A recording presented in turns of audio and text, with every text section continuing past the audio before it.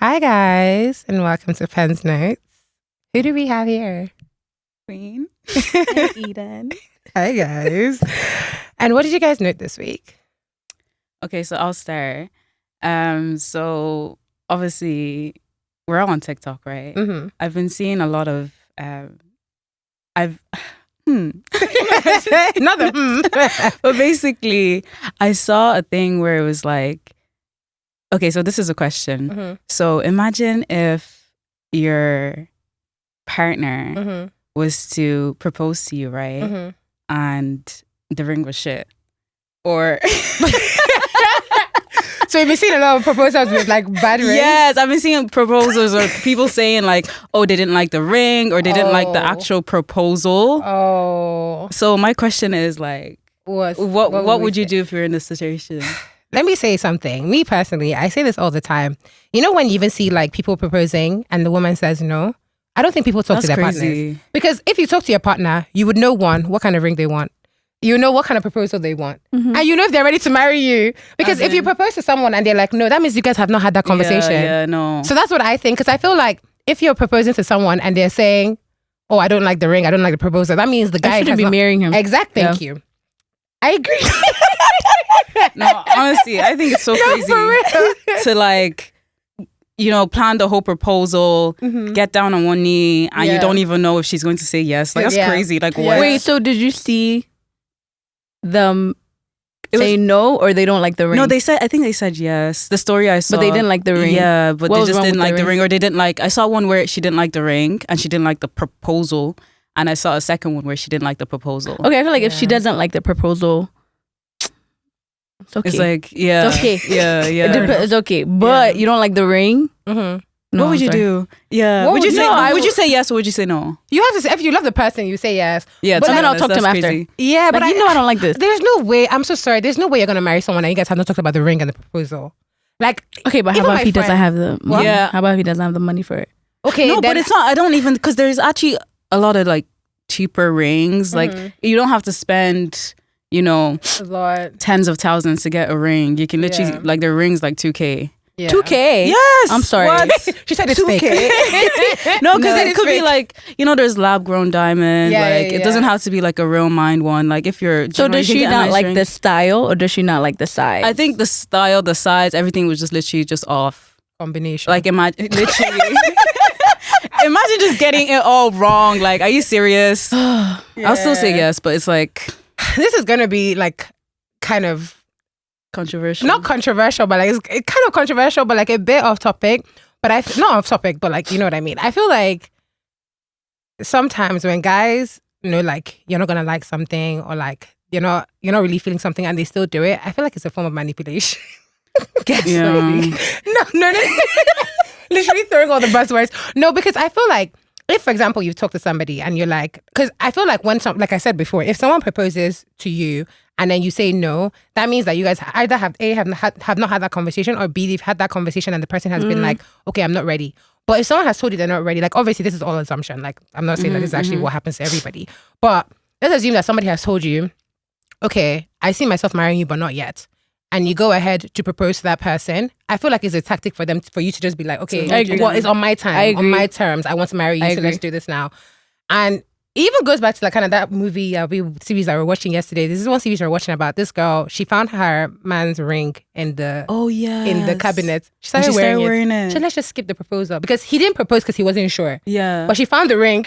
And then she just started wearing. She put it in her hand. Crazy. She put it in her hand and started wearing it. Like what? That's so crazy. She put it on her ring finger. Yeah. And she he said, just "Oh, saw let's it, just skip the proposal. There's no point. We know we're gonna. We already know we're gonna get so, married. You know, there's no need to do She all doesn't that. respect herself. She doesn't know. Yeah. She doesn't respect herself. Forget about him. But Eden, what's your hot take? Mine has been. I've been on TikTok. You know, Okay, it's always on TikTok. I have been digging this whole Beyonce. The drag. Yeah, Beehive is gonna go crazy. Beyonce, Diddy, just the music industry overall. As a Christian, it's interesting. Always comes back to God. Always.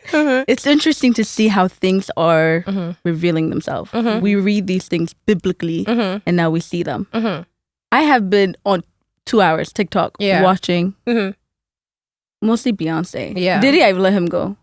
But Beyonce and Jay-Z and all of them. He's already in jail, so yeah. Like literally, I could not be arsed anymore. I feel like for me, like one thing I think about, like going to what you said, I had like a couple of months ago, my brothers and I had this conversation when the whole Diddy thing came out. And then I don't remember which celebrity, another black artist, they had come out to say that he had also been they had also found him complicit of something X, Y, and Z.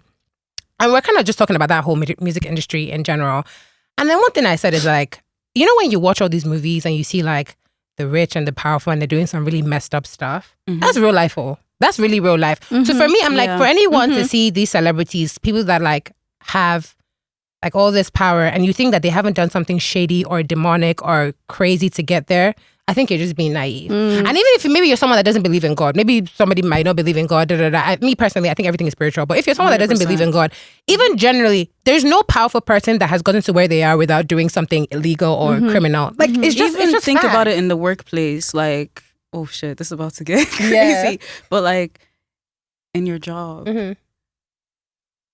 those lick arses, they're the ones who. Like, do you know what I mean? I feel like you always have to kind of do something to get somewhere. It's not always. It's not always like that. But like, I feel like obviously the bigger, the grander things, like you have to look at smaller things as well. Yeah, and it's all the same. It's all like the same pattern. So. Yeah. Like just like in your daily lives, that kind of stuff. That's in this life. Everything. I think a lot of things are shady. I feel like a lot of people do a lot of shady things to get to the top, and I feel like it's even let's even bring it back to like our home continent, Africa, where like you see like how they say like celebrities do like juju, like black magic because they want to be famous. Like they do a lot of like things because they're like, you hear all these things, or like I wanted to be famous, so I decided to like sacrifice my first child or something like that because I want to. People prioritize money. And I know this is going to, some people, this is going to sound like some conspiracy, but it's generally what I believe. Yeah, people actually sacrifice like their family, they sacrifice people they love for the overall goal from being money and wealth and fame. I genuinely believe that. Yeah. And it's like... But I think what makes it different with Africa and America, I feel like Africans know these things exist. Yeah. I feel like Americans are just oblivious. Yeah, they don't know. Like America is literally a glorified Nigeria. But it also ties back into the fact that because in Nigeria, the reason why they know is because they believe in God and they believe in the spiritual realm. Not everyone in Africa believes in the spiritual realm, but a lot of Africans believe in the spiritual realm. Yeah. Americans, westernized culture in general, they have kind of gone away from that spiritual aspect of it. They think more like Big Bang, logic, this X, Y, and Z. So for them, why would I believe that there's demon? The demon, they don't even believe in the devil. They don't even believe in God. But like for us, we believe. I feel like Africans, they believe and they still do it. They believe that hell and hellfire and whatever is real, but they still choose to go the demonic route because they want the wealth. They want the fame. At least here. Yeah. Exactly. Well, yeah, exactly. In life, Even just thinking about like politics in Nigeria. Sure, it's the same thing. Yep. Like you have to steal. Yeah. If you want to, do you know what I mean? So and it's even just, the politics in America too. I believe that Americans. No, but it's true. I feel like politics, no matter where in the world, is such a dirty game. I was telling, I think it was you. I was telling about. Was it? One of you guys. I was telling you guys about like how the Prime Minister of England, when he was running, the man was saying, "Oh, I condemn that certain country for the genocide that they're doing." And then now he is now won. He's now saying, I stand with the country on the right for it to defend himself. And I'm like, and to be honest, that's the same thing we're going to see in America. That's the exact same thing. This woman that's running for politics, I'm voting for her because I'm not voting for the man. But she will come and say, she's not going to mention their name. She's not going to mention the country's name. But I bet once she comes into power, it's going to be a swap. Because I feel like people say what they want for the votes. And once they get the votes, they say, once they get the votes, they're going to say what they need to say to keep the people that are paying their bills happy. The people who are helping their country happy. That's just how it's a dirty game. Yeah, it's honestly a horrible and dirty game. It's so crazy. No, but seriously. Do you want to know my hot take? My hot take is friendship bombing. Ooh, nice. I've been thinking about that a lot. Friendship bombing. Let me explain what I mean by friendship bombing. I think, you know how people talk about love bombing and people say like, oh, you meet a guy and they're so quick to be like, oh my God, I love you. Oh my God, I like you're everything I've been looking for, blah, blah, blah, blah. I think people do that for friendships as well. I agree. I think you meet a girl she doesn't know you, but she likes the concept of you. All of a sudden, oh my God, I love you. Oh my God, let's hang out. Let's do. And this is not me saying that I'm against, because I think I'm a pretty friendly person. This is not me saying I'm against friendly people. I feel like be friendly with boundaries. Yeah. If I meet someone and I like them, and I'm like, okay, hi, like I meet you. I'm like, nice to you. I'm like, hey girl, how are you doing? That's all cool. That's fine. But I'm not going to meet someone and the first day I'm telling them I love them. I'm telling them, oh my God, like we should be besties, or let's hang out. Maybe if we've had like a substantial amount of conversation, then I could be like, okay, like I would like to let's hang out. But the first time I met you, I'm not like, oh my God, like, hey girl, let's go out. Like it's not gonna be.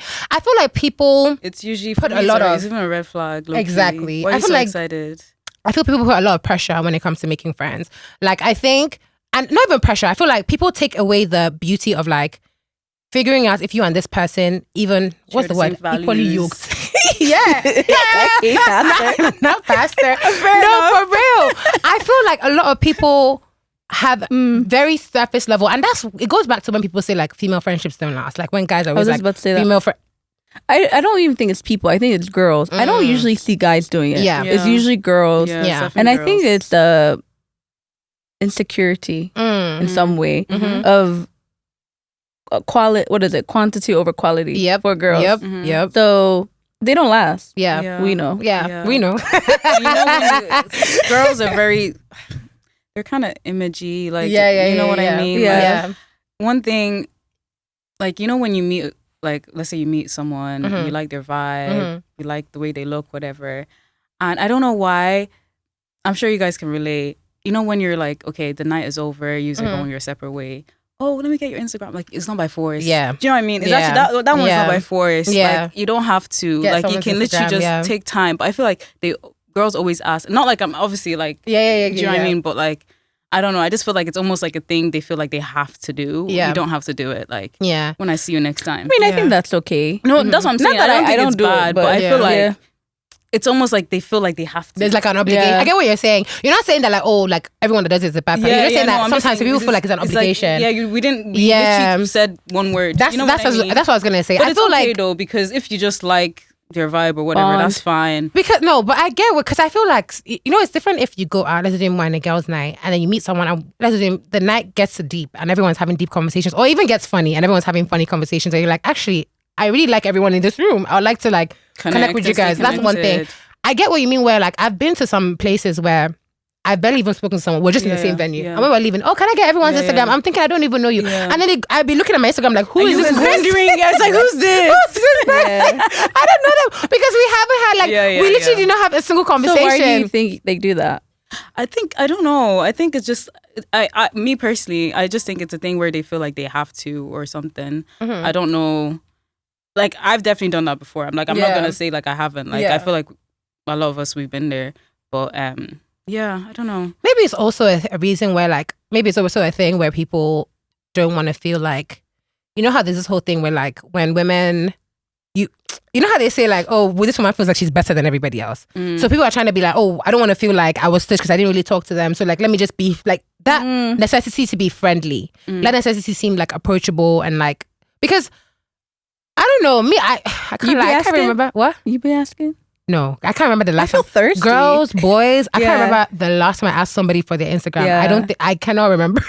I think in the last 200 followers it's just them that followed you. That's crazy. Ask me for my Instagram. I swear to God. It's awkward to me. Yeah. And I think because I'm not on Instagram like that. Like, me too. I mean, I'm on Instagram, I can't lie. But I feel like for me, it's like, when I ask, I like to do things intentionally. When I go intentionally asking someone for their Instagram, that means I want to see I like you. I want to be connected to you, and I want to actually like see what you're about. You know, but that goes back to what we were talking about being intentional. I think like I'm a very intentional person, and I feel like both of you guys are as well. I feel like when you're making a venture to like make new friends or whatever, you have to figure out, do I even mess with you on the surface level before we can even get deeper? Like I feel like one thing I used to never care about was like, I used to feel like, oh, it's okay to have friends who have different values from you. It's okay to have, especially when you get older. Exactly. Okay. I used to feel like, oh, like it's okay. You know, for real. And I feel like the older I got now, it's like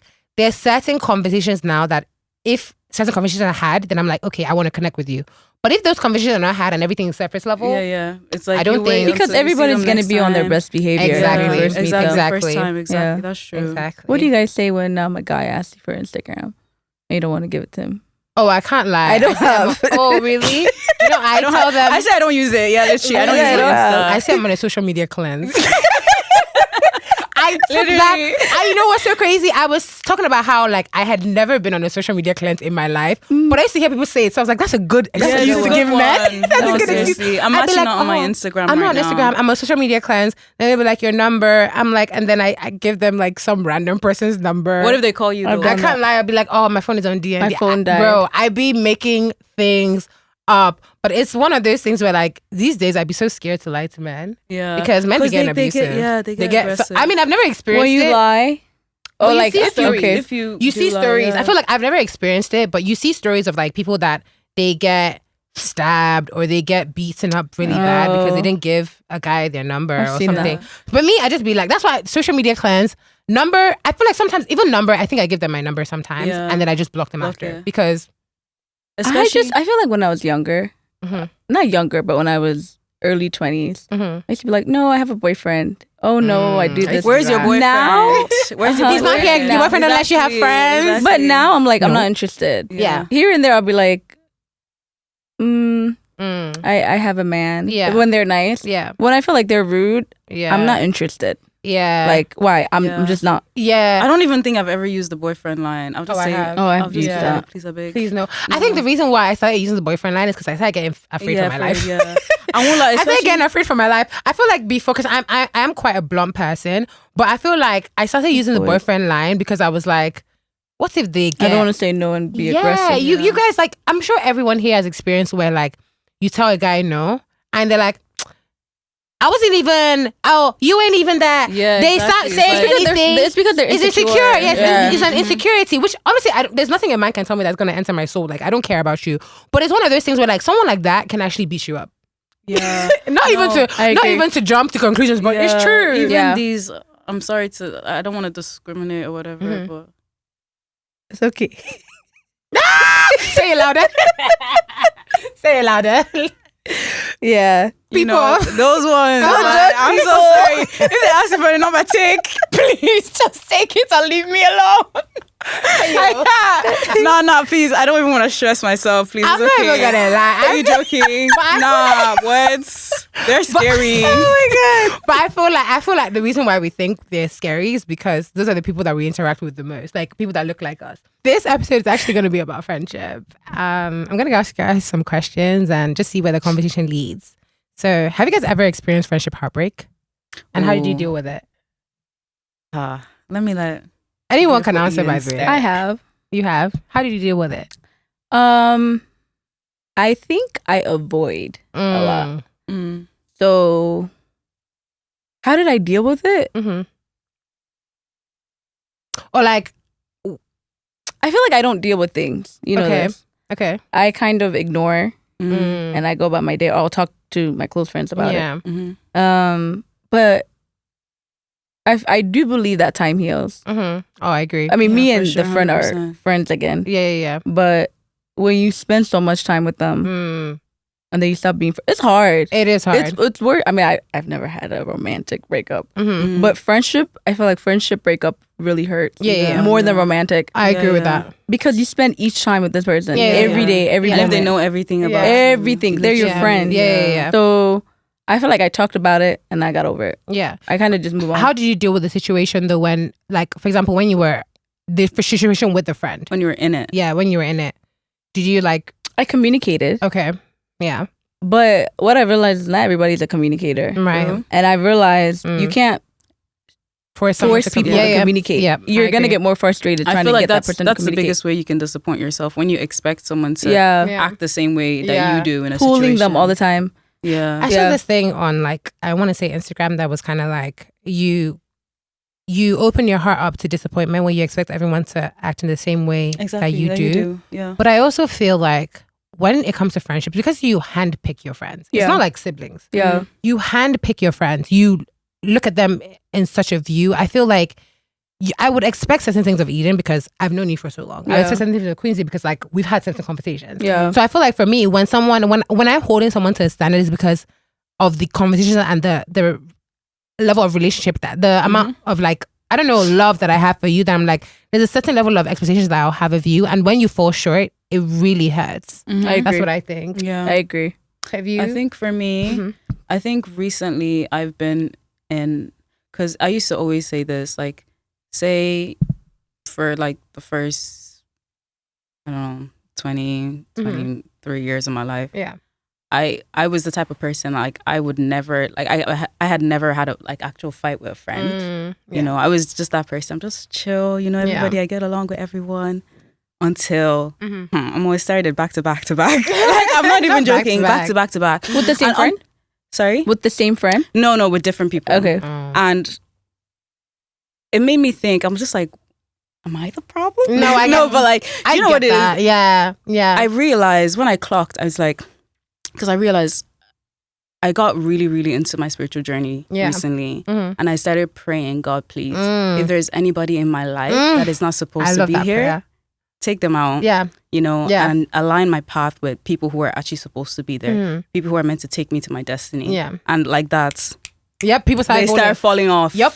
So I feel like that's what brings me comfort, because I know it was meant to be. Yeah. Like, I'm not going to, at the end of the day, I always want to leave it at a, you know, at a point where it's like, you know, I forgive you, you forgive me, we're good, like, peaceful, I can see you high. Do you know what I mean? But like, it doesn't always end up like that. It doesn't always, and that's okay. I think the Bible even says, like, if someone like disappoints you, you ask for forgiveness. If they don't accept, you go to your church or something like that. And then the third time, I'm not going to quote the scripture, but yeah, for me, like, I think that's what brings me comfort. It's like, once you've asked for forgiveness and, you know, you've tried everything you can, like they say, different people in your life for different reasons at different seasons. So I agree with that. It is what it is. Like, the friends you have now, most likely, they're not going to be the exact same friend group you have like in 10 years. And that's okay. That's fine. Like, do you know what I mean? So it's just about like trusting God and knowing that He's actually putting people in that's supposed to be there, because you don't know like what that friend. We can only see like surface level. Do you know what I mean? You don't know what that person really has in their heart. And not to say like they have evil intentions against you or anything, but you can't. Don't force it. You have to. And I think what I also believe is the devil likes to distract us, and he'll use anything. Whether that be your friend, and it's gonna be your close friend or a close friend, and that close friend doesn't even know they're being used. Exactly, you know? Exactly. So I've learned with friendships, and I have really close friendships, and I've been friends with them for a very long time, and I see the difference between them, where they're either pulling me closer to my career, my career, or God, which is. For me, that's like the most important thing. You can see the difference, and you can see, or you can feel the peace in the friendship. That friendship. So I've learned to just, and I've told you this before, like certain things, if they end, don't force it.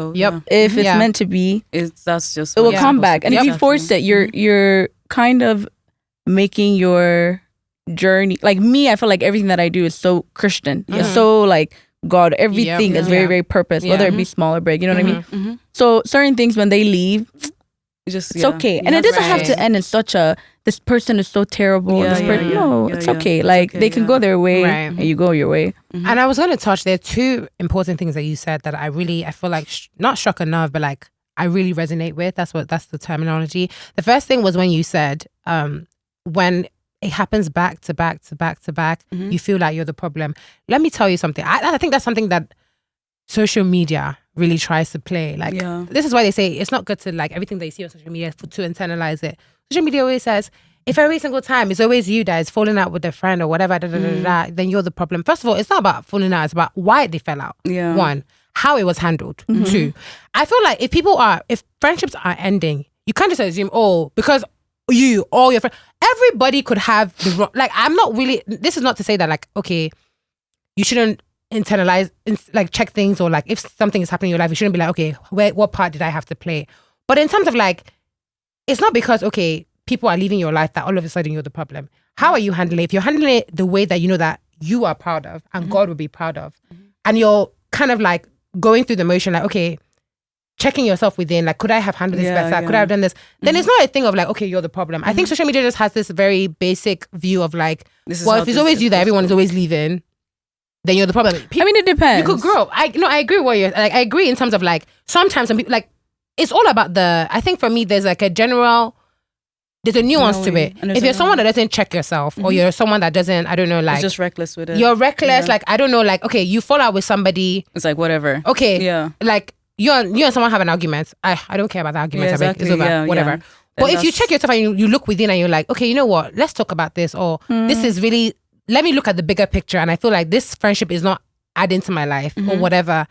Then I feel when someone is on their growing journey, that's the best way to put it. When someone is on their growing journey, they're going to lose a lot of friends. Yeah, I agree. Sure. And what I was going to add to that as well is that prayer, I had a friend that told me, I don't like doing that prayer of like, oh God, if someone is not in my life, drop them because I don't think I'm ready to lose people. She's not ready, yeah. Oh. Let me tell you something. That's interesting. I feel like I'm always ready. Oh, please. Yeah. I will pray. No, I feel like I'm always ready. No, but you know it's hard for people. No, I agree. Yeah, no, 100%. Listen, I 100% agree that it's hard, right? But I feel like in the way Penny, the way I view things is that if someone is not in my life for the right purpose, I feel like you're dragging me down. Yeah. I feel like there are a lot of things I let go of last year.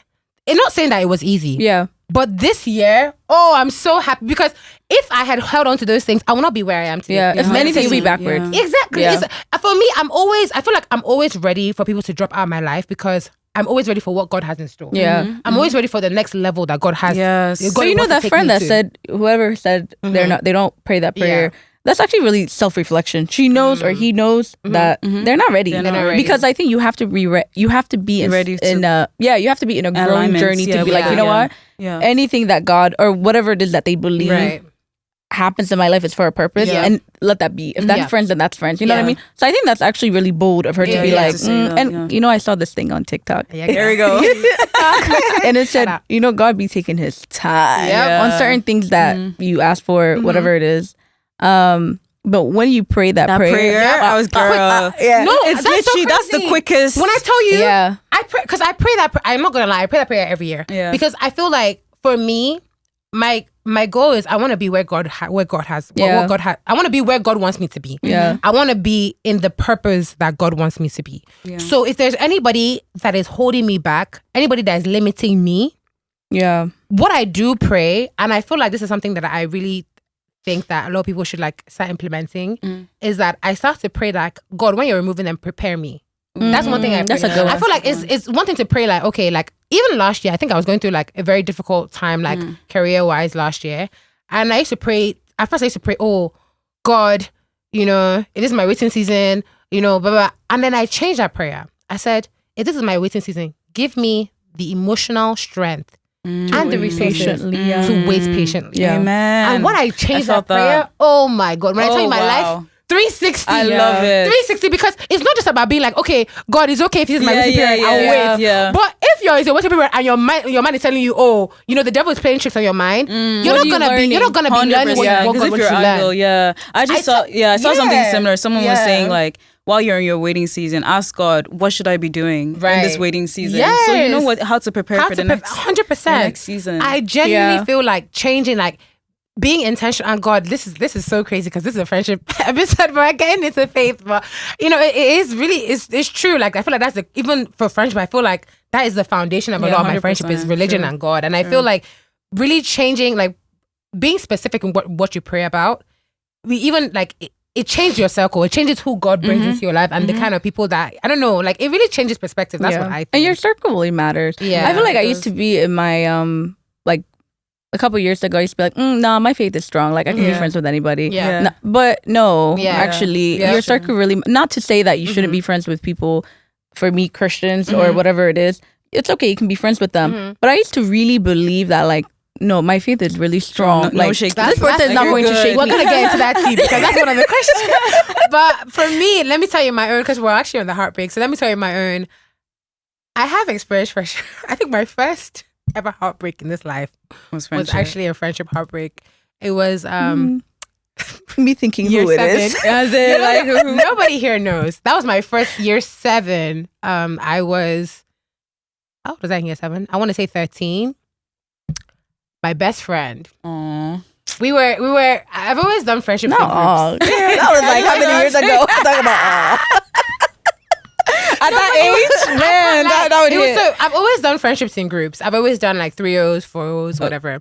So we were in a big 3-0. We're in a 4-0 actually at that time, and then we and one of the other girls had a falling out, and then I think the other girl was trying to be messy, and she was like, "Oh, I was bullying her." I wasn't actually bullying her, but I remember this so clearly. She said I was bullying. And she went to go to tell the other two. Penny was bullying me. She's sending me like nasty messages on Facebook because Facebook was the time. Crazy. I wasn't doing that, but I think somebody was sending her nasty messages on Facebook. Oh, pretending to be you? No, they weren't pretending. They were just sending her nasty messages on Facebook. But because me and her are falling out, she assumed it was me. Oh shit.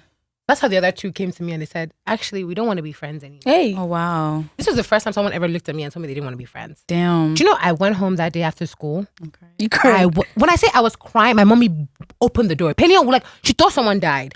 Oh, wow. I didn't cry. I was wailing. Oh, no. And I feel like that was the first time I ever felt my heart. Like, I literally felt... And it's so funny because me and one of the other girls were literally... She's my childhood friend. We're so close. Sakisa, shout out. We're so close. And every time I tell her this story, she's like, don't tell me this. It makes me so sad. So is she the one that said... She's the one that told me she didn't want to be friends anymore. I mean, like, literally the next week, like, you know how kids are. The next week, she was like, hey, girl. Like, and we became friends again. And since then, we've been close.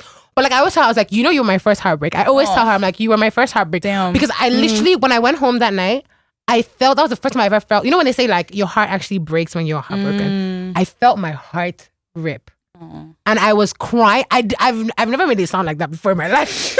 I cried so much. My mommy was like, your first one? That was my first one. I remember, like, it's so crazy because that memory, when I say it's a core memory now, because to this day, I've never experienced anything like that before. Wow. That was my first ever. And it's crazy because, okay, they didn't want to be a friend. Now, if someone doesn't want me, okay. Bye. Literally, bye-bye. But like, I feel like as a kid, I really did, especially female friendships, because I only had brothers, so I really valued like female friendships. So for me, I was like, please stay. Don't beg me. Oh my gosh. Crack it up. No, for real. But let's get into the next question, the next T. Okay. What love language is most important to you when it comes to friendships? Anyone I feel can like you have answer. yours, but let me see. I can go. So what is it? So okay, the love languages are Quality time, words of affirmation, gift giving, physical touch, and acts of service. Acts of service. Yeah, I think acts of service. To be honest, not that you just listed it out. Yeah, because quality time. I have friends where it's like, obviously, now that I live in the US, they're still in Ireland. It's like, you know, Just time difference and stuff. Yeah, like we're okay. And I feel like my closest friends, they're always the ones that, like, I've always had long distance friendships. So like, I'm good with quality time. Physical touch is okay, please. I'm not the what? Why are you touching me like that? No, I'm not like I'm not that kind of I like physical touch. And then I must say, you be putting. I'll be talking to Eden. The next thing, her leg. I'm very her leg is on my. Her leg is on me. I'm very physical. I have a friend. She's very physical. Please, it's okay. Fair enough. You know what I realized on the side note? Sorry to cut you off. A lot of Nigerians, I feel like, are not. I don't know. You guys don't like physical. I feel like, okay, I personally, okay. I love me some physical. Yeah. But I think it's because Nigeria, with anything physical, I think we're very coy about it. Like we're not outwardly like vocal about like, I was talking to someone who was telling me, Ghana. What? Somebody was telling me how like in Ghana they're very like they're very open about like sex and touching and da. And I was like, that is the complete polar opposite about Nigeria. No. Even if you're physical, or I feel like I remember someone was saying like even pastors, they don't kiss their wives. Like they don't kiss their wives in public. Nigerians? In Nigeria. Yeah, because this is private. Yeah, like everything physical is like private. Like whether you're touching. I feel like for me, I do love physical touch. But mostly like my own top love language is actually quality time. But not because like literally same thing you said. A lot of my friendships, like in fact, all my childhood friendships now are all long distance. However, whenever we spend time together, it's just amazing. It's like the world has stopped. Yeah. So does quality time doesn't need to be face to face. Even it could even be FaceTime. I feel like with me and you, it's like we're technically in the longest. When I saw you today, I haven't seen you in a year. I felt like. Hey guys, like I just saw you yesterday. Yeah, for real. FaceTime a lot. A year. But we FaceTime. Literally. Last time we saw was my graduation. We FaceTime every day, like 6 times, 7 times a day. Literally. So I forgot. Yeah. It doesn't even when we're thinking about like, when's the last time we actually physically saw? I didn't even feel like it had been a year because we talk literally every day. But like with the relationship I have with you, it's not the same relationship I have with everybody else. Sure. Like I feel like you're probably the only friend I talk to every day. Honestly, I talk to every day. Everybody else, I talk to like my friends in England. We schedule like 2 times a month calls. So we book it. I swear to God. Every 2 weeks. Yeah. We book it we book it down like, okay, we're gonna talk on this day, because if we don't talk on that day, you can't. I can't lie. 6 months can go by and we won't talk. However, every time we get on a call, vibes. Like it's not even vibes. It's like nothing has changed. It's like it's not even like, oh my God, what happened? Some friendships are like that. Yeah. But I don't think all friendships can last that. Yeah. I agree. Yeah, I agree. But I do think, go ahead. What's your own, like, what would you say your own? I think mine's quality time as well. Yeah. Yeah, I think mine's quality time. I talk to my close friends every day. Yeah. Every Monday, if not 2-3 times a day. Guys, I'm feeling bad now. I said acts of service. No, but mine, that's my second one. I can't lie. Okay. Yeah, that's also my second one. Is my second one, because I feel like, okay, so when we say quality time, it's more so, even with my closest friends in England, we don't FaceTime every day, but when we see, it's amazing, and that's the same thing with you. Yeah. However, how I know that the friendship is still as strong, I could be going through whatever today. If I call my friends in England, they're gonna answer me. Yeah. I'm going through, no matter what trials and tribulations life throws at me, there's some people that I know in this world that I can call. I don't even have to say nothing. I can just cry on the call. Yeah. Because for me, like, that friendship is so strong. It's so strong. It's and like, even doing that, I think it could be an act of service. Yeah, emotionally. No, for real. For real. Yeah. So, yeah. I think that's because that's what I think. Friends that pray for you, friends that take time to show you that, like, literally, I really care. Yeah, I drop something. I'm like, this is important to me. I know that the people I don't need to ask. Are they going to be show for support? Sure. Yeah, like 100%. I think that's what I'm saying. Like, act of service, because for me, it's like when you're in a lot of long distance relationships, act of service is how they really show that. Regardless, I did your back. Regardless of what it is, I'm there for you. That's really how they show. Because for me, it's like, I'm in a lot of long distance relationships, but it's like, I know that, like, if I'm like, okay, this matters to me, or maybe I post to my close friends, I'm not really like happy today. I know they're gonna call me. Yeah, they're gonna be like, what's going on? What's happening? And that is acts of service. Acts of service is like your intentions are being shown through your actions. You're showing you care through your actions. And for me, I kind of like, even in romantic situations, my number 1 is actually acts of service. Well, actually number 2 still is acts of service, because for me, I don't like all that yappa. What's number 1? Quality time. Quality time. I really love even with your man, when you get a man. Yeah, when I get a man. I don't get a man, but when I get a man. Have one, but... Wait, I missed that. She said I did have one. In the past, yeah. I feel like when it comes to guys, I think in the beginning, I don't really care for quality time. Really? I think because active service is, I don't know. Number 1, active service. I get that. Because with guys, I feel like nowadays, at least my issue is, that's what I'm saying. You're talking too much. Words of affirmation, miss me with that. Yeah, like I don't care about the words. So, or I guess that would be word of affirmation. Yeah. So I feel like active service. Yeah. Show me. Let me see. Yeah. Like, let me see. Because quality time is like, and with guys too, you just never know what they're. Yeah. You don't know where their head is. That's another thing. They're very calculated. Yeah. That's what I was gonna say. That's another thing with quality time. Yeah. For me, I feel like I do love quality time because I feel like I'm very good at reading people's physical, whatever. Like I was telling Queensy the other day, there's some men that you hang out with them one time, they wouldn't want to hold your arm, hold your waist, hold it. When you're doing that, I already know it's too much. It's done. Yeah. Because I'm like, you're just here for, and you're not gonna get that. Yeah. For me, I feel like I prefer quality time especially because there's a relationship which that I went through, and it was all like long distance, and I feel like it was the quality time that really told me his real intentions. I agree. Physically. Yeah. In every single aspect. Because I feel like men can say whatever they want. Yeah. When it's on FaceTime, they can tell you I'm this, I'm that. And when you meet them in person, night and day. They switch, Active service is what tells me. Like, for me, it's like, even no matter what, quality time not quality time.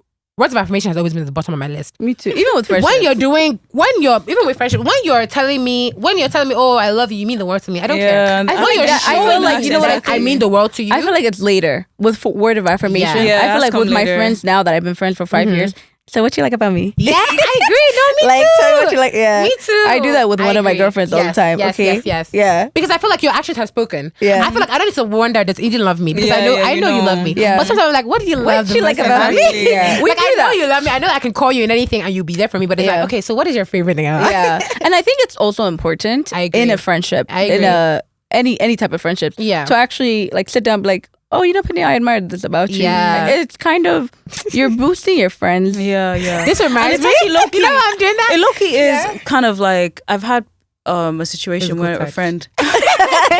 Please don't actually make me cringe. No, but when they asked, like a friend said to me one time, she was like, you know, she posts a selfie or something, or you know, a cute video of herself, and she has this friend that never like says anything to her. And she was like, is it giving? Yeah. She's you know jealous what I mean? of you. Yeah. Like, I'm sorry. Straight up, literally. I'm not like, yeah, don't be. It would be weird. You know, that's for one of me. my red flags. Yeah, it would forget about friendships. It would be kind of even weird. with men. I feel like when I'm talking to a man and I post a picture, he doesn't like my picture. Or doesn't tell me, oh, you look Imagine good. your man. Hey, God. Imagine your man. Yeah. He sees your and he goes to the neck. Nah. Yeah, no, it's not me. Crazy because I feel like no. But how about like Penia? I'm sorry. Like your close friends be long. You have to like no. Come on now. Just I don't know if you watch everything. Yeah. I feel like what? You better watch it. No. I feel like if I saw someone like both of you all that barely post. Then if you post something and it's like, okay, yeah, did you see it? Sure. Yeah, okay. exactly. Come on, every day my close friends like little tiny dots. Like, no, but I think that's your close friend. Yeah, not your real story. That's what I'm saying. I feel like listen, not be exposing who's on your real close friend. No, but I don't care because you know me, I'm not really shy about that. Someone was telling me, you know, you're not, but. You're not. But you see, with my close friends, for example, if I'm telling you, oh, I posted something on my close friends, I feel like people think, oh, I'm like trying to call them out. I don't care. No, you do what? I don't. If I post something on my close friends, I'm like, oh, I've even posted this on my close friends. I'm not trying to call you out. Okay. I know I post a lot. Okay. I think for me, the only time I'm like on my close friends where I'm like, okay, I care is if I'm telling you like you read when I said this is important to me. If I'm telling you this is important to me, I feel like sometimes I've said this is important to me, and so people come back and be like, I can't lie, I actually didn't even watch that. I'm like, okay, that's okay. If you come back and tell me you didn't watch it, that's cool. I skipped, that's cool. But if you read what I said and you deliberately just ignore. Where like you don't care. I don't think you're my close friend. I don't think you should be there. You should be there. You know, especially with girls. Especially because what I've learned with girls is we can be so like say it emotional. Not even emotional. We can just be so like sneaky. Yeah, really. Yeah, it's I thankfully don't have much like that. I thankfully am perfect. My friends are like. I think I have an issue with when girls are like too girly and too like social media and too. I feel like they're always competing. It's image. It's really image. Yeah. So I feel like if you're watching, I mean, I don't really post, but like if I was you and I posted like that and they didn't comment, you hate me. You read it? No, I even read it. No, like they're not your friends. No, I agree. And people need to stop sugarcoating. Like, that's what it is. Yeah, like, and that's what I was gonna say. Because even for me too, I'm not even gonna lie. Even on my close friends, I'd be like, guys, this is important to me. If you read it and you saw that me saying I'm removing you, like I don't be. Because I swear, I think for me, it's really a thing where like, if you're my main story, you can skip. You just follow me because we know each other. You have zero obligation for me. If you're my close friend, especially because my close friend actually has, I'm not one of those people that has like 200 and something people on my close friends. My close friend literally, if something should come out today and they said this was on Penu's close friend, I know who said it. I know who posted it. Because my close friend is so close knit. I'm telling you, they come and tell me, oh, I heard that you said X, Y, and Z. I know who posted it because I'm like, these are the connections that I will have. And I start doing process of elimination. It's not that many people. So for me, if I'm telling you guys, this is important to me, everyone there should care enough about me to be like, because I care enough about them that even if I'm like, I'm not gonna lie, I'm not that friend that I don't post everything that's my friends post. Like when they post a new Instagram, I don't post that on my story. I'm not one of those people that do that. We don't be doing like that you post a new picture, you look good. I'm not gonna lie. I will comment, you know, but I'm not gonna even be that person itself, I'm tired. Yeah, I'm not gonna be that person. And that's okay. I'm not gonna be that person that's always gonna post on my story every single time you post a new picture. I'm not gonna lie. However, if someone should come on their 2016. Yeah, I feel like please. But if someone should come on their close friends or come and say, this picture, I can't lie, it would mean a lot to me. I don't even need to understand why it would mean a lot to you. I like you. I care about you. I'm posting it. Or if it's like what's the word? like a big milestone, milestone, like you're graduating, whatever, like and I also stuff think like it that. Just like depends. Does that person use Instagram? Like I feel like if my friend is upset that I didn't repost something. Girl, I don't even know how to like. Yeah. I don't know how you repost. I think you know when it's your friend's birthday and it's like. You feel even the posting on this. I don't even do it anymore. Please, I'll post it on my close friends. I mean, I still do because I genuinely, I'm not gonna lie, I enjoy. You use Instagram. I don't really post. So if my story just happy birthday, that's boring. Boring. Like I'm not gonna. Me, I personally enjoy making those little. But I think it depends on. This is why you should know your friends. Know your friends and take it. I think in the Bible it says. Let's get it. The Bible says that we're all judged separately with our heart. We'll only be judged based off of what we know, right? So I feel like with friendship too, like I'm going to feel how I feel about you and Tyra or whoever, it's going to be completely different because you guys are two different people. Right. So I think knowing your friend is also important. Like because I didn't post you, like come on now. Like this is 2024. We're not back in. So I think it just depends on your friendship. I agree. Yeah. So what are some of your friendship non-negotiables? I can go. Go. I was going to say, no, please go. For me, I think a non-negotiable with friendship is honesty. I'm not going to lie. Oh, yeah. I feel like, okay, everyone always says, okay, like, but I think, let me even change it from honesty. Let me say transparency.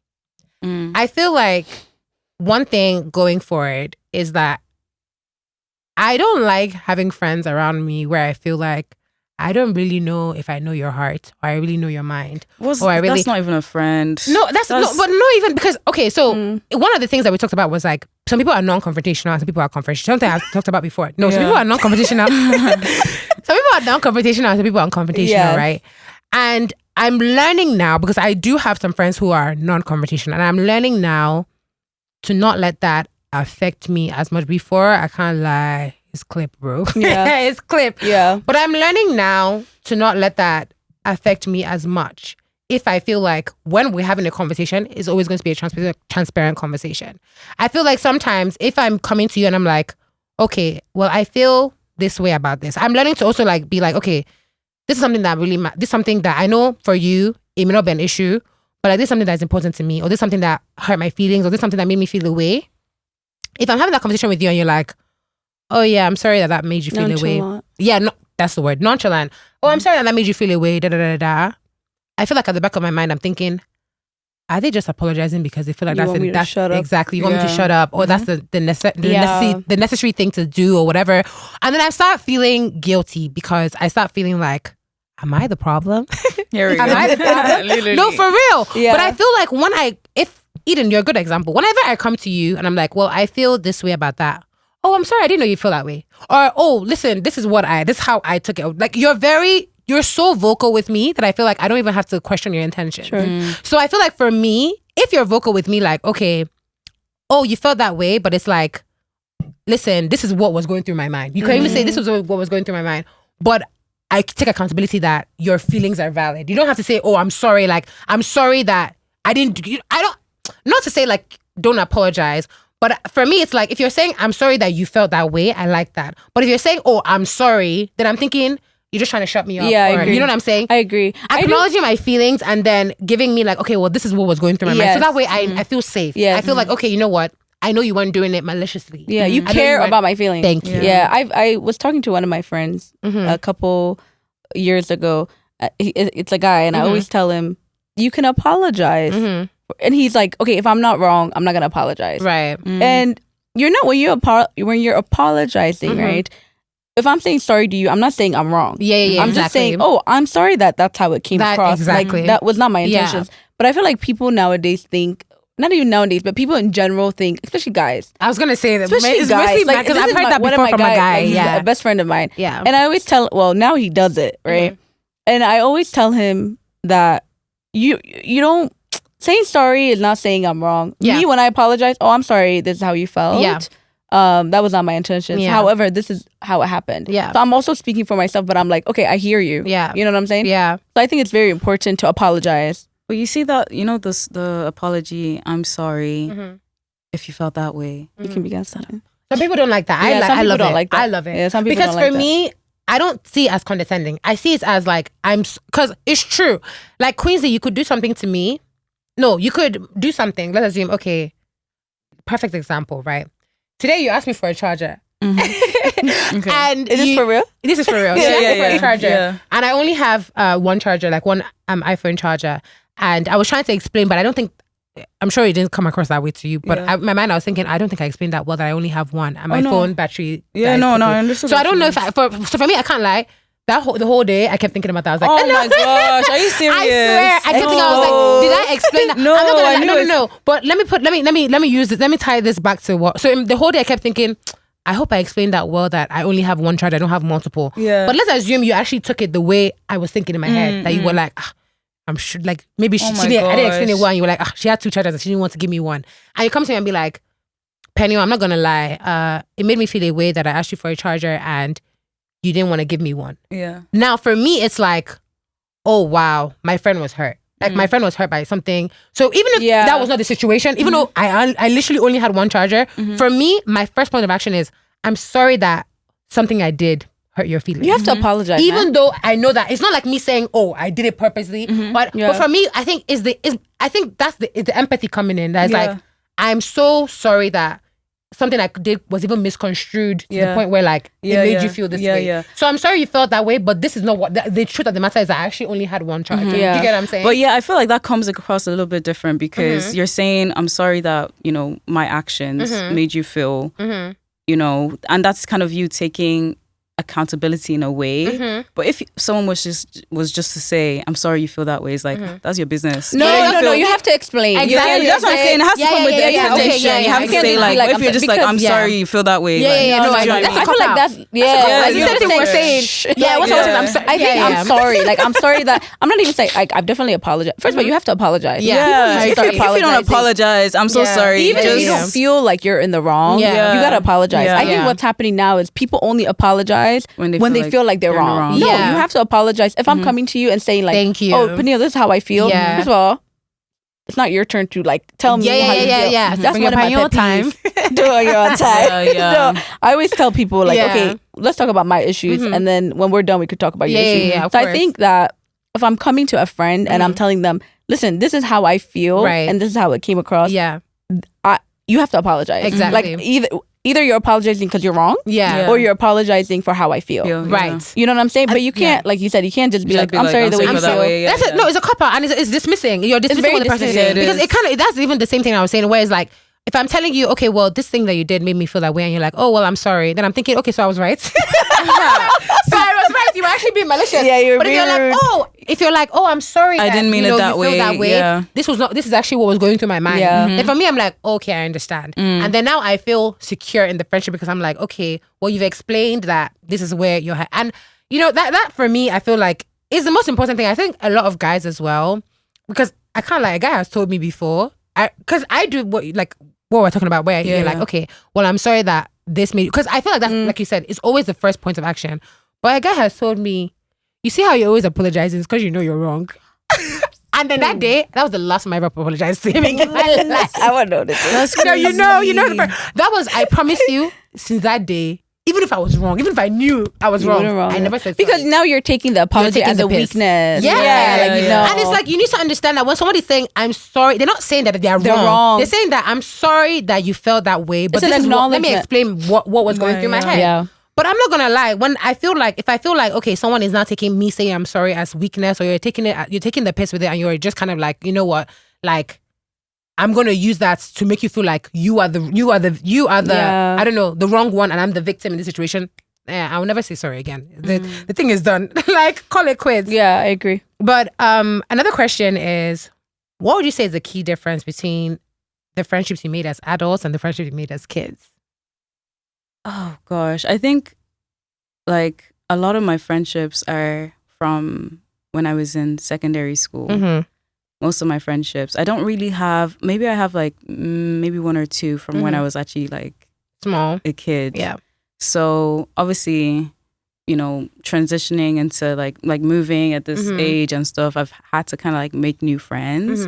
And I find that it's not at the rate I was making friends back then. Like, let's say in a year, I made like 5 new friends. Yeah. I only made 1. Yeah. No, maybe I agree. even half a friend. I know. To be honest, literally. like, but like, it's just because it's like, I'm really looking at values and stuff. Like, we don't have time. What's the point of having 50 friends? Like, that's just, we don't even have the time. Yeah.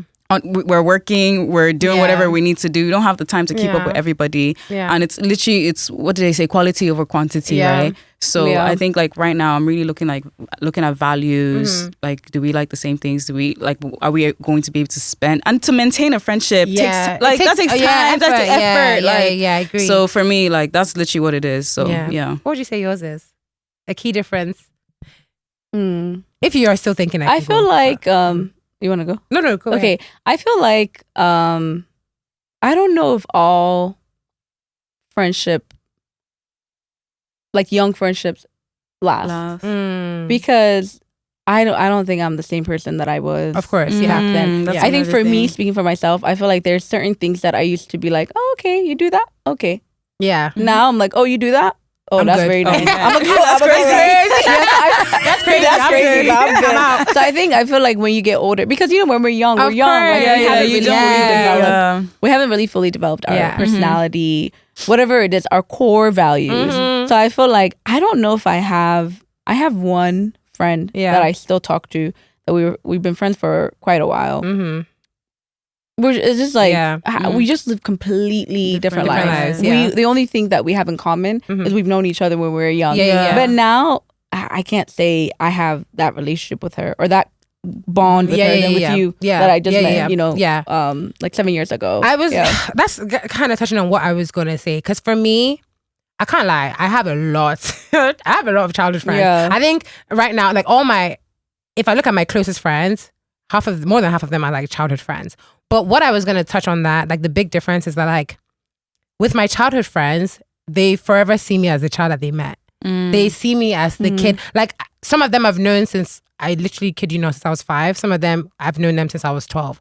But regardless, like even I remember the other day, me and my friend were like, I think we were out or something like that. And then they made like a joke. Well, when I was in England, they made a joke about like ketchup. And I was like, that's so crazy that you guys do this. Because like I used to have like when I was a kid, I had a ketchup addiction. Me too. I'm not that person anymore. I still love ketchup, but I'm not going to drink it from the bottle like I used to. When I was a kid, I used to. No, that's different. I'm not going to, but it's funny because they still see. I can't lie. 100%. But like they still see me as that because like, and not to say like I don't like that. I love them. I love the fact that there are people that like, okay, this is a good example. With you, sometimes I have to explain, okay, this is my brother. This is how old he is. This is the first one, this is the second one. With them, I can say their first name, their middle name. I can say their first name, their middle name, and they know exactly who. However, with you, with like my adult friendships, if it comes to like personal things, I don't even need to explain, this is what I'm dealing with right now. I could just tell you, Eden, this made me feel away, and you know exactly, you can pinpoint why exactly that triggered me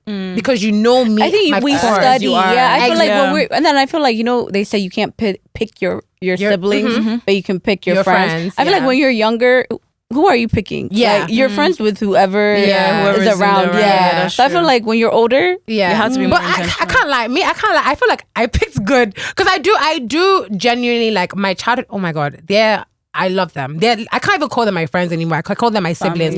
But it's really one of those things. The same way, like, even with my siblings, like I said, I have some siblings that I'm very close to, and I have siblings that, like, I guess we barely talk, and like they don't really like. They kind of see me in the version of them. They see me they see the version of me that they want to see. Right. I feel like with my friends, they still see me the same. Even with me too. Like. I think there's a time that I've said something about my friend, like, oh, well, you're very this. And she was like, oh, that's who I used to be. And she said that to me direct. That's who I used to be. Because you don't know. Because we don't know. Miss so much. Exactly. Yeah, they miss too much. Exactly. So it's like, I do think with the combination of my childhood friends and my adult friends, you guys combine together, you guys make the perfect balance. You guys make the perfect balance. Because I know who to call when I don't want to have to explain why something my mom did triggered me or something my dad did trigger me. That's what I was gonna say. I feel like your younger friends, or the ones that you've made when you were younger, they kind of become family. Whereas your adult friends, you're an adult, you're friends. So I feel like there's certain things. Like for me, I feel like there's certain things that I could tell my your childhood friend. And then versus like I feel like my adult friends, they know like they know what's up. Young, they're like family. I don't tell them everything. Kind of thing. And it goes like literally, even to wrap up this topic, like it goes back to there's something I said to one of my friends, and I was like, when we were younger, we used to say, because we were kids, we didn't know what was like confidential. Yeah. So I'm looking at him like, come, you really told me this. If we're adults, you never have told me that. Like there's some things that she told, like there's some things that we told each other as kids that I'm like, as an adult, I will never tell. I will take this to my grave. Yeah. Like, and it's like, but now it's like, I don't even need to explain to you because you already know. You already know because I already told you. Like you told me, we've told each other our deepest, darkest secrets, and it's like, I mean, now it's kind of like I don't even need to form or pretend like oh like everything's okay. I can just tell you, oh this thing happened. If we surface again and you understand, but it's crazy because it's like as an adult, there's some things that I never, especially when it comes to like family. I feel like with myself, I have no like boundaries as to what I can, I cannot tell. When it comes to family, like bro, I used to tell my friends about like family beef, and I'm thinking, why did I tell them that? It was not even their business. Like, you know, you're a kid. Yeah, I was a kid because I was like, as a kid, you see some things and you have no idea who to talk to, especially like being African, not everything you're going to tell your parents. So you go to school and you're like, I saw this. Did you know? Is this normal? You're asking, and every time you're like, oh, my parents too, this happened. But that kind of creates a stronger bond. That's why they become family. That's why they become family. I agree. But then just to circle back to like the first question you asked, when you now lose that type of friend that you've told everything, how does that make you feel? Like knowing that like you've said some things that, oh, maybe I shouldn't have said that. I feel like, okay, so I've had a fight with a childhood friend that at that time it looked like it was clipped, but I mean we've reconciled now. But I didn't feel a way because I felt like my childhood friends, I know that regardless, they're gonna take whatever I told them to the grave. That's what I was gonna say. Yeah. I feel like, and the same thing with me. I feel like I would like to believe that they didn't feel like, oh my God, I can't believe that she's gonna go and tell them, because I feel like with a childhood friend, we knew that like there's some things that like, and it's so crazy because even when we were not friends, I remember one time I was out and somebody was trying to talk shit about her to me. Yeah. I said, okay, this is where I'm gonna stop. I'm gonna have something. I'm wait for you. I'm never gonna wait for you to finish. I'm gonna stop you because I was like, we weren't friends and they knew we weren't friends. So I think they were trying to like egg it on to be like, oh well, this person, they're very problematic because they did X. And I was like, I'm gonna wait for you. I'm like, I'm not gonna take that because for me it's like they were saying something that was very personal. And at the time when that whole thing that they were saying was happening, I was on their side because they were the victim. My friend at that time was the victim. It's not because we're not friends I'm going to pretend like you're now the bully or whatever. So for me, it was like, I'm going to stop it right there because I'm not even going to entertain that conversation because regardless of us not being friends, things don't have to get messy. They don't have to get She was still my friend at that time. Exactly. Yeah, she was my, thank you. And I say this a lot. It's like, because when you are my friend at the time, because we're not friends anymore does not mean that your secret is now. It's not tea. That would be so childish. There's some things that like, if at the time of us being friends, I said I was going to take that to the grave, I'm taking to the grave whether we're friends or not. And this is why it's important to actually study your friends. Exactly. Before telling them, I feel like for me, if I'm telling you something and I'm not close with you, I don't care if it comes out. But I feel like I have some friends, they're not, what? Who are they telling? They're not saying anything. So this is why it's important for girls especially, honestly. I feel like we need to do better at actually, we're so emotional. Like do better at like study this person. What are you like? And another thing too is like, what are they like with their other friends? That's how I study my friends. How do you treat your friends that you're no longer friends with? Like if you have a friend that's like, she's always talking about someone. Girl, she's talking about you. She's talking about, is that you? She's talking about you. I was gonna say, I agree with that. I feel like, I kind of like, whenever, you were even telling me about this, about somebody, not your friend, but like someone that you know that she's always telling you, like you said she's like, she talks about everyone and you're like, I can never tell her my tea. No. It's not a friend of yours, you know, it's someone that, I don't want to say where you know them from, but someone that, you know, and I feel like I'm the same. Whenever I know somebody who, I feel like they're always like, oh, well, this person, that person, I'm never going to tell you. It's kind of like those girls that date cheaters respectfully, and then they get surprised that they get cheated on. Never count yourself out. Like study people. That's weird. Like or you stole the guy from someone else, and then you're like, surprised. He's gonna be good to me. Sure. But I can't lie to even touch on that. So I said that based on like childhood friends, but I've had like an adult friend that I've literally, when the friendship ended, they were saying some tea. Oh, girl. People are coming to me like, oh, this person is saying this about you. Oh my God. They were saying some tea about me that was so personal. And for me, I think that was like a shock because I was like, with me, Peniel, I would never. There's some things that like, for me, it's like, even if someone comes to me and they're like, oh, well, I heard this about this person. Even if I know it's true or I know it's not true, I'm not. And that's what I was going to say. I think one thing that I respect about you that I've told you before is, even when that thing was happening, Peniel didn't say anything. She didn't even tell me. And she told me everything. Yeah. Tell me, and I think that's why it's important to, again, study your friends. Yeah. And I feel like with Peniel, when that thing was going on, you didn't shake. You didn't. Yeah, you were just like, it's good because you're strong and you're. I think for you it's probably. I feel like I do feel like sometimes I'm a bit naive. I think for me, like you're very naive. I am very naive. It gets me so upset sometimes. Like she's so oblivious sometimes. I am oblivious. I think for me it's kind of like what we were talking about earlier. Like because I won't do something, I will never expect. Like I remember, like when I would hear something, I'm like, I think this person is still a good person. No, she's so crazy. They're such a good. And then when a year later, I kid you not, for the longest time I was thinking, I think I'm not gonna make this a big deal. I think they're good. And then I said, wait, Eden, I would never have said something that I feel like is so personal. I would never have gone out, and it's like it was a thing where they went out of their way to like tell people, even people that they were not close, people that I was friends with, they would go to them and be like, oh, Peniel this, Peniel that. Yeah. And I was thinking, even the people that you know, that you're close to, I didn't even go to them to tell them. It's kind of embarrassing. It shocked me. And I feel like, honestly, I think you've learned now. I've definitely learned. But even to answer like the question that you said, I feel like that would leave, like, it left a bitter taste in my mouth. Because it's like, I think for me, all my life, I kind of felt like, if you're close to someone and you guys stop being friends, they'll carry your secret. But I think that was my first real experience of realizing that. People will not. Like, like for me, I can't lie. I'm one of those people that when you're out of my life, you're kind of dead to me. But you being dead to me doesn't mean I'm going to disrespect you. But some people are not like that. You being dead to them means that, I'm going to drag your name. Drag you and that's where me, I draw the line. I don't drag some people will surprise you. Yeah. So what is the most valuable lesson you all learned from friendship?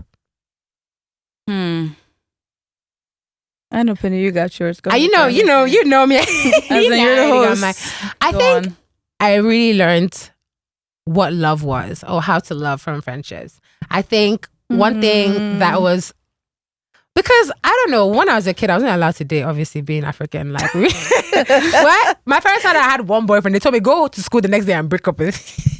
Oh, your parents? Yeah, they found out one time they found out I had a boyfriend. They said they literally showed me the next day, and I came back from school. I mean, I went to him. I can't like. He said, my daddy said I can't date you. I said, my mom and dad sat me down and said I can't date you. And Why you know what did he you said? even tell your parents? I didn't tell them. You know those iPad days? Delete my number. I can't wait to see you to school tomorrow. Delete Don't the text back. But I forgot to delete the text. Oh no! Oh, so they caught it. Yeah, damn. I was using and it's crazy because I remember I was texting my cousin. I was like, my cousin had texted me. She went to boarding school and I was in boarding school. And she texted me like, oh my God, I heard you're dating. Because the person I was dating came from her school. Oh my God, I heard you're dating this person. I was like, oh my God, yes. And I forgot to delete the text. Oh shit. So and then it was my dad's iPad. How old were you? I was 14. I was 13, 14. Girl, you're young though. I was young. So then I forgot, and then my dad took his iPad back. And when, iPhones, when you open it, the first thing you saw you was closed. Text message. So you swiped up, and he sees the message from me and my cousin. Yeah, I heard you are dating this person. Me, yes. Oh my gosh, girl. My dad did not say anything. He just showed it to my mom. And my mommy has this very bad habit when I was younger. When she wants to know what is going on, she uses the element of surprise. She won't say anything. She'll wake me up at 3 a.m. Imagine a 13-year-old, you're so you're shook. So it's like she'll wake you up when you're in REM sleep. Yeah. Your eyeballs rolling to the back of your head. She'll wake you up. She'll ask me. Do you know? She said, "Who is Eden?" That's the guy. She'll say the guy's name. She'll ask me, "Penny, who's Eden?" And I'm in sleep. I'm like, how do you know Eden? Yeah. I'm waking up confused. Like, is Eden your boyfriend? Like she was asking me this question. You probably think you're at 3 a.m. Yeah, exactly. You think as in... Well, because like at that time, she's catching you off guard, so you answer truthfully. Yeah, exactly. It's so smart. Yeah, your mom is a whole detective. So smart. Yeah, me too. My mom was so smart because obviously when someone's asking you that question, you're just answering what is coming to you. You're not thinking of a lie. You just want to go back to So my mom asked me, "Is Eden your boyfriend?" And I was like, "Yeah." And then she was like, "Do you know what boyfriend means?" And I was like, "Someone that you like them and they like you." I was still waking up. So I was like, "What is going on?" So I woke up and I was like, "Someone that you like," because I was an innocent kid. I'm not gonna lie. I was not doing all these things that people were doing. So for me, it was like, it's just they like you, I like them. Yeah. We're dating. That's what relationships were to me in secondary school.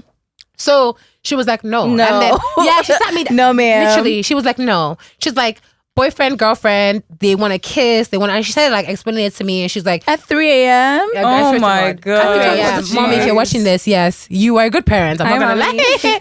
At 3 a.m. she was explaining it to me like they do this, and she's like, when you go to school tomorrow, I want you to break up with him. Oh. So I went to school, and I said, so my parents found out we were dating. I think we should break up. No, and they said we should break up. So that's it. He was probably like, lame. You know what he said? He said, well, how about we keep dating and we do it to mom? I was like, oh, concept. Boy. Okay. Wait, so would you let your 14-year-old date? Yes. I would let my kids. You know why I would let them date? Oh my God. No, you know why I would let them date? We've talked about, you'll see, but I've talked about this before in the podcast, but because this is a different group, we're going to talk about it. Okay. The reason why I would let them date is because when it's done under my roof, I can monitor control. You'd rather know. I would know because kids are going to date. What? Yeah. You see how I said the things that I went to my friends to tell them that now I'll be like, I wouldn't tell them. It's because those things were like taboo to bring up in my household. You see certain things in your household that you're like, if I go and tell them I know this, they're going to yell at me. Why do you know this? If I tell them, there's some things that you're afraid. So you go to people that you know won't judge you or people that you know it's a safe space, which are your friends. And for 13 years, we're all stupid. We're all stupid together. If I'm telling you guys, oh, well, okay, he wants to kiss me. What should I do? Oh, okay, I kiss him. That's what everyone is doing. But 13, I feel like it's so young. I think one thing that I do want to do in my household, like by God's grace, when I have my own kids, I feel like with my parents now, or just my house, their household, whatever it is, I feel like dating is so awkward because we didn't date. We didn't really talk about those things. Yeah. So I feel like I definitely want to make it normalized. My girlfriend and I always talk about this because her household is similar too. It's so awkward. Yeah. Like date, and now I'm in my late 20s now. You're about to say 30. I was about to say 30. I'm like, wait, girl. 20. I was about to say I'm almost 30. I mean, not 30. I'm like, what, 4 years?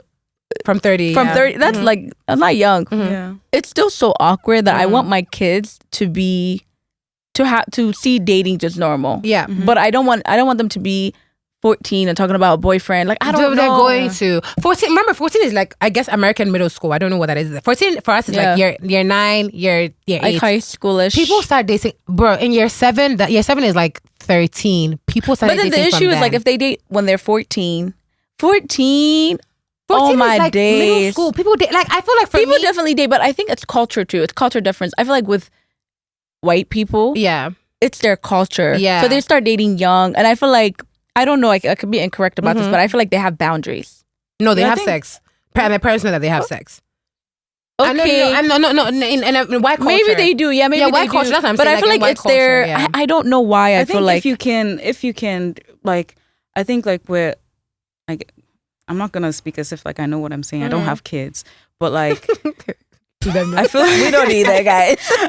None of us do. Yeah. I feel like there's a difference between like being like, no, you can't. Yeah. And then like sitting them down and educating You're not them. ready. Thank you. And that's where I was going to go. It's like they cannot be like, oh, I shouldn't do this because I know this is what it's meant for or whatever. That's what I was You're not ready. Yeah. You see, that's what my dad did that with my older sister. And he told her, you can't date until X or whatever.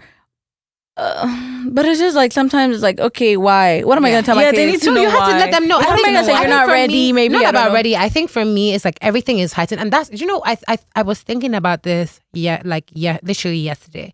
I was like, oh my God, I was difficult. Like, no, I didn't think I was difficult as a teenager, as a baby, but as a teenager. But I was difficult because do you know hormones is such a drug? Like, it's one of those things. Like when you're going through puberty.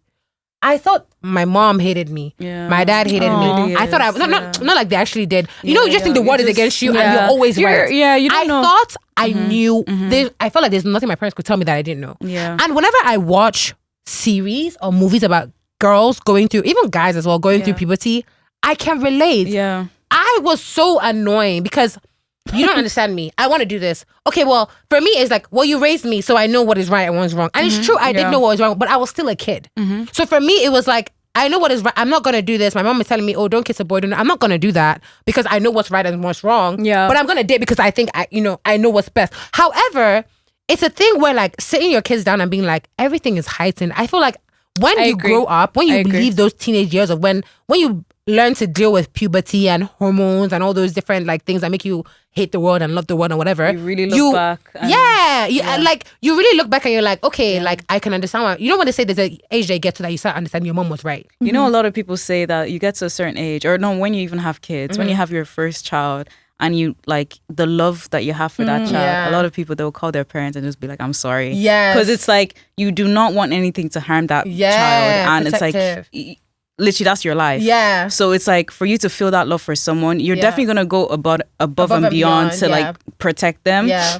So when that love is there, then you can fully understand. My mom used to say that when you have your own kids. Yeah, when you have your own kids. I feel like even before me, because I feel like genuinely I love my kids that I have never had. Kids I know exist. Literally. And I can see myself, you know, it's so crazy. I would be exactly the mom my mom was. For real. I would be exactly the mom my mom was. Because you also see the outcome. Exactly. So I think I feel like we have, at least for me, my dad, I mean, both of my parents raised me, but I'm really, really close with my dad because I spent most of my time with him. Yeah. So I feel like there are certain things that he did that I'm like, definitely not going to do that. Yeah. But mostly, like if my daughter was like me. Yeah.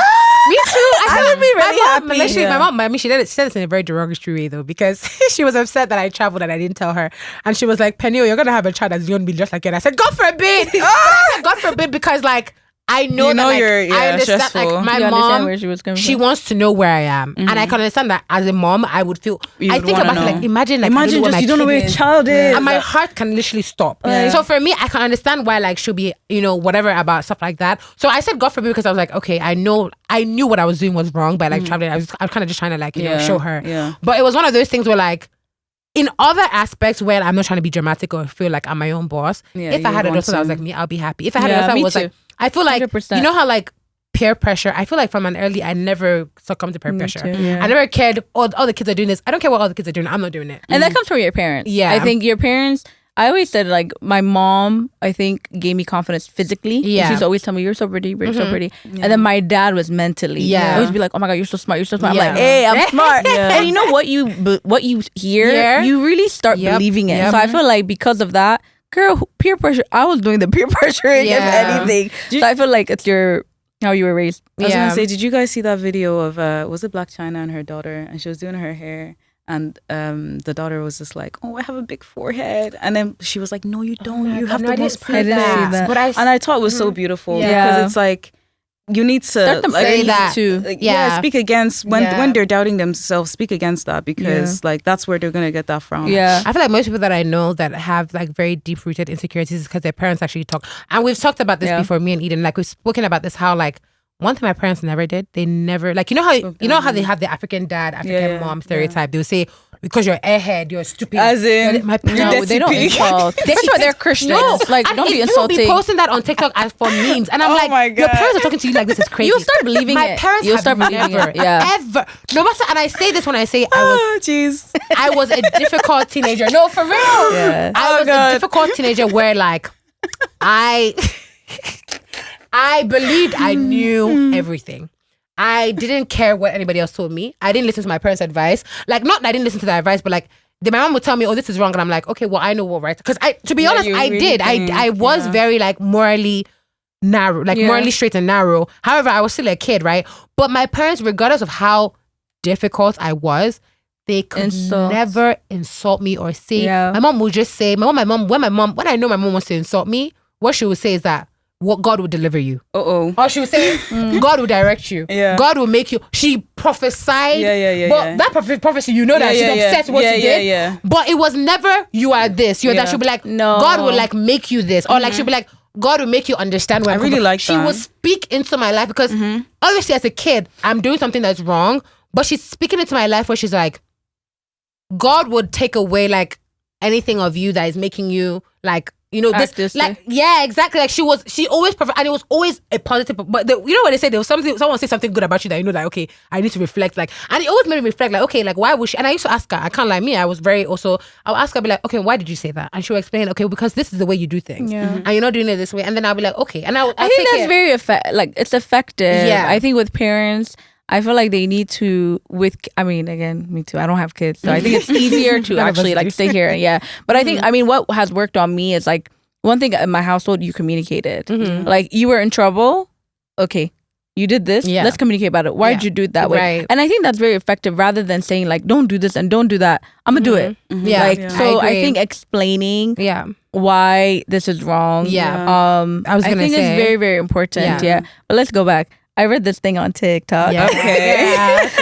And it said, I really want to do this with... Don't cancel it. I don't know what I'm going to do with myself when they cancel that, but go ahead. TikTok. Yeah. But they were saying, or this girl was saying, she has a daughter, and the daughter is a teenager, and she was saying that when her daughter wears makeup, when she comes in, she doesn't say, "Oh my God, you look so pretty," or if she doesn't wear makeup, she'd be like, "You look pretty." Yeah. So she started doing both. Ooh, like she started. If she wears makeup, she'll be like, "Oh my God, you look so pretty." She doesn't wear makeup, you look so pretty. Right. Because, and I really, really like that. As a teenager, or she said she stopped like... So regardless of what you look like. what she looked like. Weight, and I think that's another thing. People struggle with weight a lot, especially women. We really do struggle with weight. Of course, yeah. Especially when you're a teenager, you know that. Because society makes it seem like it's the most important thing when it comes to women. Yeah, so she was saying that she stopped saying... If she was skinny, she'll start to be like, "Oh, you lost weight, you look good." Because then automatically she's gonna think that, "Oh yeah." And I can't lie, I used to do that. Like I would see somebody that I haven't seen in a long time. I'm like, "Oh my God, you look so good, you lost weight." And it's like, don't say that. Yeah, no. Because you don't know why they lost weight, you know? Yeah. And I was gonna touch on that because I've always said, for me, like, Quincy, I had a conversation with you about this before, where I was like, with me, like, I never cared about like whether I gained weight or lost weight, because weight was never a conversation in my own household, because I guess also because I wasn't the stereotypical, you know, in Nigeria, if you're too skinny, they tell you, "Oh my God, you're too skinny, you look sick," because obviously weight is like, you know, if you're too fat, you're too big, horrible. So it's like you can't be the extreme, you have to be in the middle. And when I was younger, when I was a kid, I was too skinny, but I was not skinny. It was not that thing did not last long enough for me to even remember that it was ever. My mom would tell me, "Oh, that was a conversation," but it didn't last long enough for me to even remember that was a conversation. So for me, I never heard anything about weight. So for me, whether I lose weight, I mean, it's more so now a personal preference. Like, okay, how do I like how my body looks? Exactly. However, for people who have constantly heard, "Oh my God," like I have friends who have constantly been like, "Oh my God, you're too skinny," and now they feel like, "Oh my God, I don't look good because I'm not thick enough," or whatever. And I have friends that are big, and they're like, they always tell you you're fat, and now they're like, "Why did you laugh?"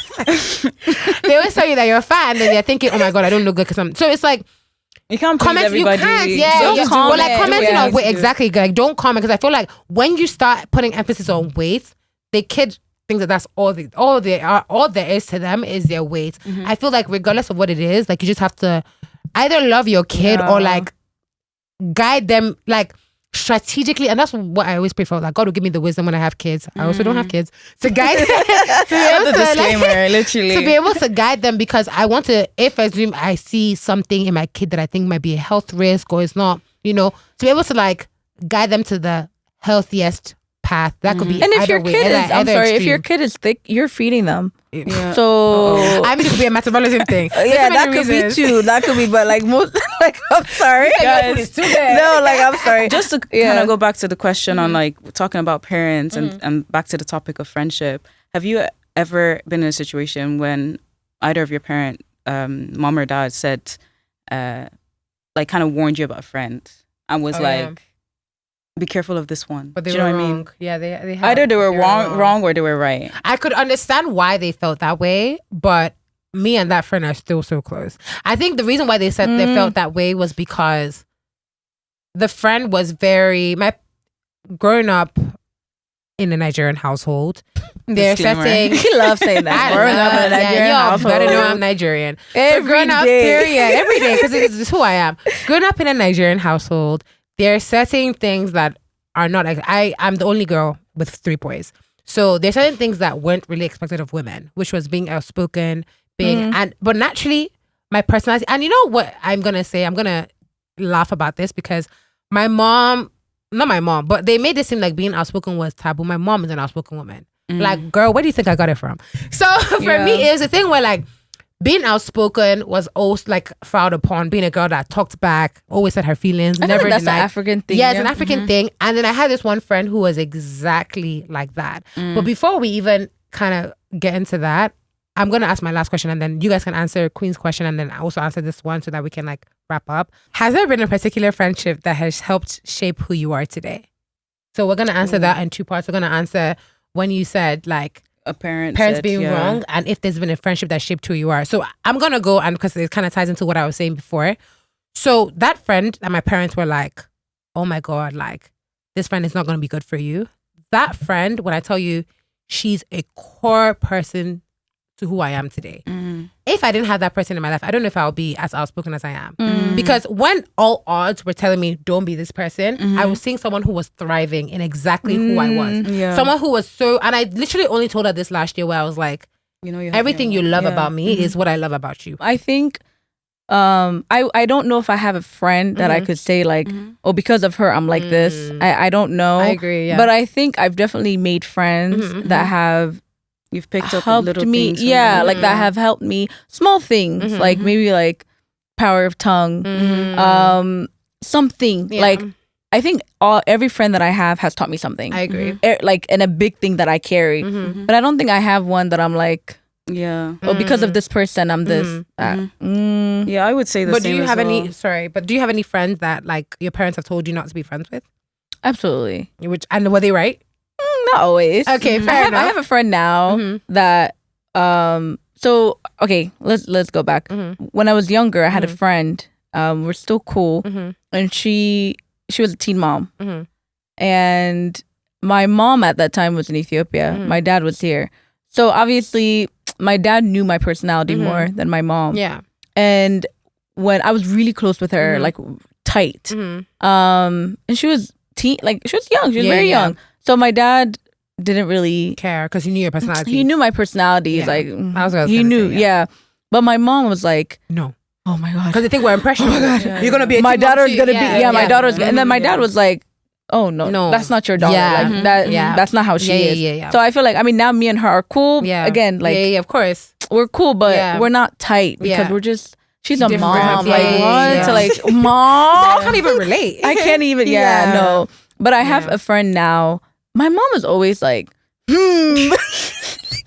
day. I'm crying. Where my dad, I think, he kind of knows me and I have a really strong personality. Yeah. Important to know your kids, by the way. Yeah, it's very important. Where my mom is like, I think my mom is my protector. Yeah, she really, I mean, not that my dad is not my protector. No, but your dad understands. Your dad makes my dad's like understand you. Where your mom is just kind of like scared. I feel like my dad sees me as like a man. Okay, like, yeah, you got it. Yeah. But my mom is like, I don't want you to be friends with these kind of people. And she like, she's very scared of girls but she loves my friends except that one. It's not that she doesn't like her. Yeah. She's just hesitant about her. That's the word I was gonna use for that friend as well. Yeah. But me and her are cool. We relate about God. We talk about God a lot. I like that. Yeah. What about you? So the two questions. For me, with the parents question, I feel like I grew up mostly with my mother.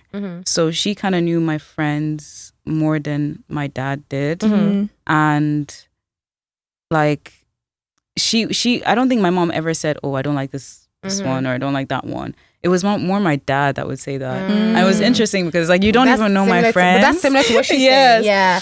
The parent that knows you more is more like, okay, I trust you. But the parent that knows you the least is more so like, okay, I'm surface level afraid. And I think he was probably just saying that because maybe he had been through friendships where maybe it was broken for some reason or like something had happened. So it was more coming from a protection place. And that's why I was saying like, when you have that love for your child, you're going to want to protect them.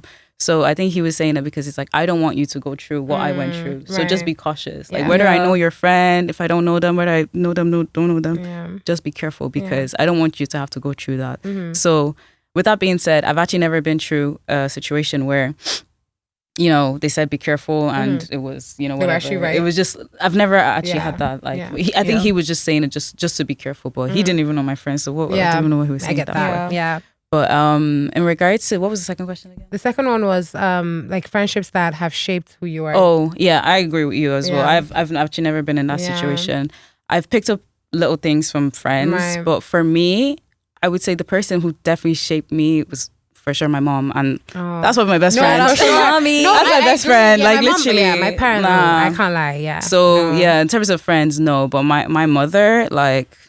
Yeah, I love my dad as well. Please. I agree. No, my mom is so funny because she literally tells me all the time. She's like, "Oh, Penny, you're so this and you're so that." And I'm like, "Listen, sis, twin." Yeah. Like every time I meet my mom's like uni friends, they're like, "Oh my god, you are hard." Splitting images. They're like, your mom, because you probably very vocal. That's the first person I would call. Literally, if anything. I mean, I don't recall. No, that's not. Really? No. My mom and I. No, my mom is like my sis, but like my mom is that person. Your mom is strict. She is strict, and my mom is that person where like she knows I'm exactly like her, but she doesn't want to admit it. Yeah. Me being like very outspoken, whatever. That's exact. Whenever I meet, I didn't even. I can pick it up because I know my mom. I see how my mom is with my dad. My mom is not a traditional Nigerian wife. Mommy is not afraid to say I'm parent to my dad. She just whatever she wants to say, she's gonna say, and she's gonna stand tall in that. But like, so I picked up like whenever like people say, "Oh, when their dad speaks," and everyone. That's not how the household I grew up in. So I always knew like, okay, my mom. I mean, he was respected. Of course, no, not that she was disrespectful, but my mom, like my dad too. My parents have mutual respect for each other. Yeah. So it was never a thing where my dad would silence my mom, and my mom would silence. Everyone led in their strengths, right? For real. Exactly. Everyone led in their strengths. So I always grew up seeing strong female and strong male leads, right? However, it was a thing where like my mom could now come and tell me, she would tell me this.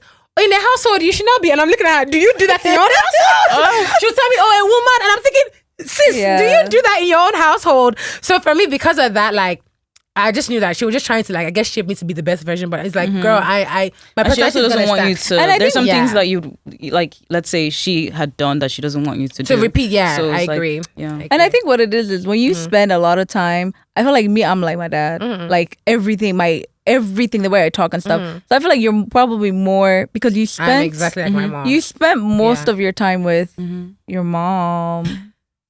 I mean, I would say yes. I didn't really spend most of my time with my parents. I spent mostly with my siblings. But like I would say most of my time with my mom in terms of like I wasn't close with my dad. My dad and I don't even want to get into that. But like my dad and I, like my dad wasn't close to any of my siblings. It was a very distant relationship that we all had with my dad. Well, if we had to talk to any parents, it would always be my mom. Yeah. So because of that, I can understand. But in between my mom and my dad, I was the closest with my mom. Yeah. But when I say like, who did I spend, if in my family, who did I spend the most time? It was always my brothers. Because my mom and dad both worked and they worked late. They won't come back home till midnight. We would be sleeping at like 10 because we were kids. We had school. Yeah. So it was a thing where like growing up, I barely saw my parents. I think when I started seeing my parents more was when I became like a teenager. Yeah. But like, so thank you guys so much for listening. And I hope you guys are taking notes. See you guys on the next pod. Bye.